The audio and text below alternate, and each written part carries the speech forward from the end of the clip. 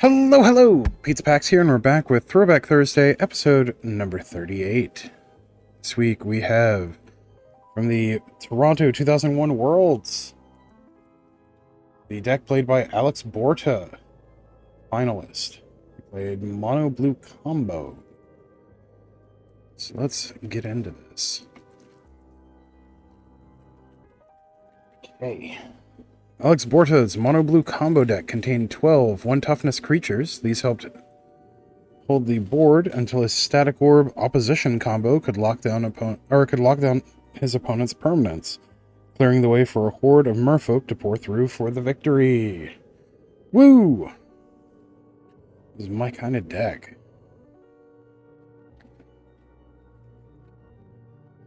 A remnant of stasis in a lot of ways. Let's see if we can get that to focus a little better. There we go. Alex Borteh, Defoke. Main deck, we have 2 Darting Merfolk, 4 Lord of Atlantis, 4 Merfolk Looter, 4 Merfolk of the Pearl Trident. I think this may be the last time that Merfolk of the Pearl Trident ever saw competitive play. 4 Veldalian Merchant, 2 Waterfront Bouncer, which was later errated to be a merfolk. And then we have 4 Counterspell, 4 Gush, 4 Opposition, 4 Static Orb, 4 Thwart, and then 20 Islands. No non-basics here, just islands. And then for the sideboard, we have 3 Hibernate, 3 Mana Maze, 2 Misdirection, 2 Prodigal Sorcerer, 1 Rushing River, 2 Teferi's Response, and 2 Washout. Very nice. Just an absolutely classic kind of opposition deck. Collect all 4 World Championship decks. Relive the excitement of the 2001 World Championships with these 4 commemorative decks. Tom Vanderloo, World Champion. Tom's aggressive black-red Machine Head deck used the good old blow stuff up method, with creatures like Plague Spitter to wipe out his opponent's smaller creatures. More ferocious beasts like Flame Tongue Kavu aggressively cleared the board of larger threats. Alex Borteh, Finalist, so this deck. Borteh's Mono Blue combo deck contained 12 1-toughness creatures. These helped hold the board until his Static Orb Opposition combo could lock down his opponent's permanents, clearing the way for a horde of merfolk to pour through for the victory. Tuan Rule, semifinalist. So that was last week's.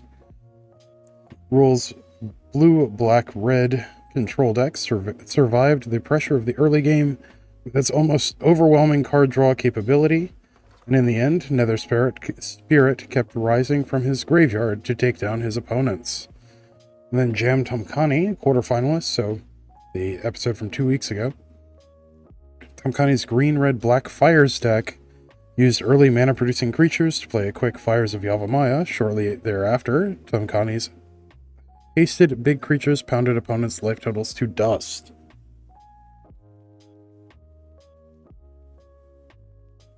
Okay. Going to start off with sideboard like we normally do, and the description of it. Alex Borteh, 18-year-old Alex Borteh came on strong in the last half of the 2000-2001 Pro Tour season. He posted an impressive top 8 finish at the U.S. Nationals and followed up by coming within 1 match of winning this year's Worlds. The soon-to-be Ohio State University freshman played a mono-blue deck that he liked called Defoke. This deck wins by using Opposition and Static Orb to establish a lockdown while legions of merfolk overrun opponents' immobilized defenses. Very nice. So, starting off, we have Hibernation, art by Matt Kavoda. This is the 7th edition version. So, 2 and a blue, instant, return all green permanents to their owner's hands. We have 3 copies of Hibernation. Mana Maze from Invasion, art by Rebecca Guai. 1 and a blue, enchantment. Players can't play spells that share a color with the spell last played this turn. So that does some really interesting stuff. Makes comboing a lot harder, but also slows down a lot of other decks, and makes counter magic a little more difficult to use against blue decks like this. Now we have 3 copies of Mana Maze. Next we have Misdirection. It's from Mercadian Mask, art by Paulo Parente. 3 blue instant. You may remove a blue card in your hand from the game instead of paying Misdirection's mana cost. For a long time, this actually saw quite a bit of play in both Legacy and Vintage as an answer to enemy Force Wills. Target spell with a single target targets another target instead. So you can make Force Will target itself, which is kind of interesting. We have 2 copies of Misdirection. Prodigal Sorcerer. This is the 7th edition art, with art by Tony Sakudlo. 2 and a blue for a 1/1 wizard. Tap, it deals 1 damage to target creature or player. We have 2 copies of Prodigal Sorcerer. Rushing River from Plane Shift. Art by Don Hazeltine. 2 and a blue instant. Kicker, sacrifice a land. Return target non-land permanent to its owner's hand. If you pay the kicker cost, return another target non-land permanent to its owner's hand. Before we had Chain of Vapor, this was our answer to disruptive permanents. Next we have Teferi's Response from Invasion, art by Scott Bailey. 2 and a blue instant, counter target spell or ability an opponent controls that targets a land you control. Permanent's ability is countered this way, destroy that permanent. Draw 2 cards. This is a great answer to Rishadan Port. And we have 2 copies. Also sees a ton of play in Premodern. Washout from Invasion. Art is by Matthew D. Wilson. 3 and a blue, sorcery. Return all permanents of the color of your choice to their owner's hand. We have 2 copies. Very nice. Alright, now for the main deck. We have Darting Merfolk from Mercadian Masks. Art by Sam Wood. 1 and a blue for a 1/1 Merfolk. For a blue, you can return Darting Merfolk to its owner's hand. We have 2 copies of Darting Merfolk. Next up, Lord of Atlantis. This is the 7th edition printing. Art by Greg Staples. Blue for 2/2 Lord. All Merfolk get +1/+1 and have Island Walk. This was later eroded to also be a Merfolk. We have 4 copies of Lord of Atlantis. Merfolk Looter. This is also the 7th edition art. Art by Tristan Elwell. 1 and a blue for a 1/1 Merfolk. Tap, draw a card, then discard a card. Nice and clean. We have 4 Merfolk Looters. Merfolk of the Pearl Trident. This is a 7th edition version, although this was in print continuously from Alpha through, I believe, 10th edition, but I could be wrong on that. Art by Ray Lago. For a blue, you get a 1/1 Merfolk. That's it. 4 copies. Voldalian Merchant from Invasion.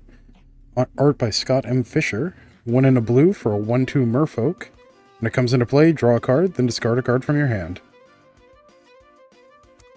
And we have 4 copies of Voldalian Merchant. Next up, Waterfront Bouncer.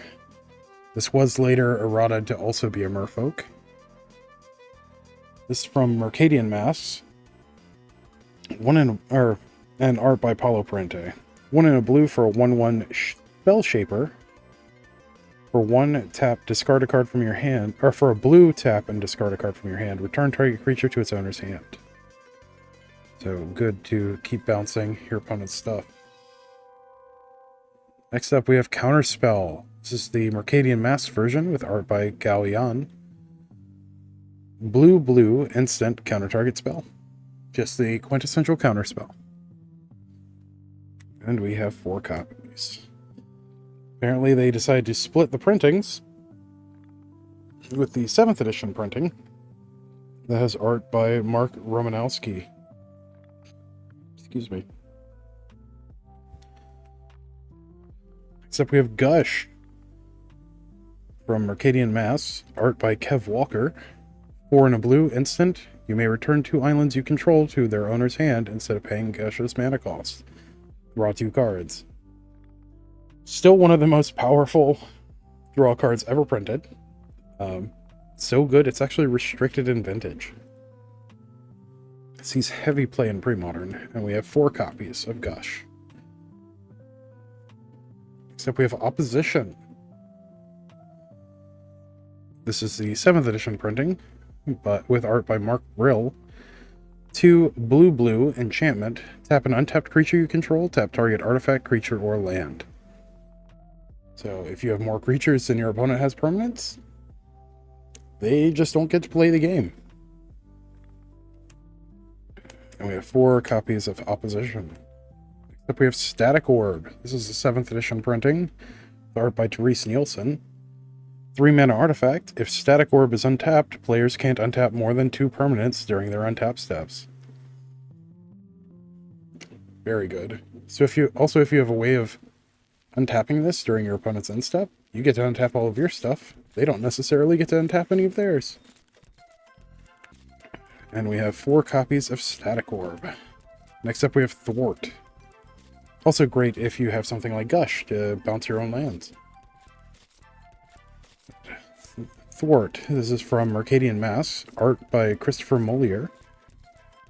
2 blue, instant. You may return 3 islands you control to their owner's hand instead of paying Thwart's mana cost. Counter target spell. Also great for being able to replay your lands. And you have 4 copies of Thwart. Then we have 20 islands. It looks like these are the 7th edition arts. Oh, no, it's a mix of 7th edition, Mercadian Mask, and Invasion. So you have 7th edition, art by Scott Bailey. 7th, art by Rob Alexander. Another one. 2 more. And we have a 7th edition with art by John Avon. Looks like we have 2 copies of that. And the 7th edition, art by Tony Sicudlo. We have 2 copies of that. Mercadian Mass, art by Terry Springer. It's a nice one. We have 2 copies. Mercadian Mass Scott Bailey art. 2 copies. Another Scott Bailey art from Mercadian Masks. 1 copy. Then we have Mercadian Mass art by Tony Scudlo. 1 copy. Let's see. Invasion art by Tony Scudlo. 2 copies. Invasion art by John Avon. 2 copies. Invasion art by Therese Nielsen. 1 copy. And Invasion art by Daryl Ritchie. 1 copy. Very nice. And that reminds me of the importance of having matching lands. Funny enough. Yeah, that was Alex Borteh's Defoke deck that took 2nd place in the August 2001 Toronto World Championships. Thank you for joining me on this adventure. As always, don't forget to like, share, comment, subscribe, all that good stuff for the algorithm. It really helps us out, and I really appreciate it. We are in a push to get to 1,000 subscribers, so if you're not subscribed, please consider it. And if you are, thank you for joining us on the ride. And until next time, stay awesome. We'll see you in the next one. Thanks. Bye.